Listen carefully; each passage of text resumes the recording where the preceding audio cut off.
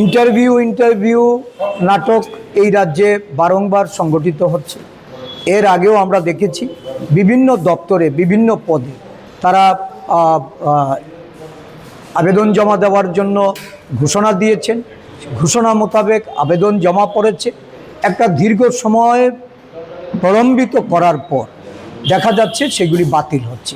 কখনো ইন্টারভিউ গ্রহণ করে সেগুলিকে বাতিল করা হচ্ছে, কখনো ইন্টারভিউ দিয়ে যখন তাদের নিয়োগের প্রশ্নটা যখন আসছে তখন দেখা যাচ্ছে যে দীর্ঘসূত্রিতার ফলে সেগুলি পড়েছিল এবং তা বাতিল করে দেওয়া হয়েছে।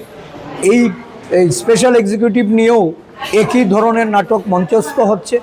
আমরা জানতে চাই যে আগে যে আবেদনগুলি জমা পড়েছে এই আবেদনগুলি কেন তারা এটাকে বাস্তবায়ন করেনি, কেন এই আবেদনের ভিত্তিতে নিয়োগ করা হয়নি।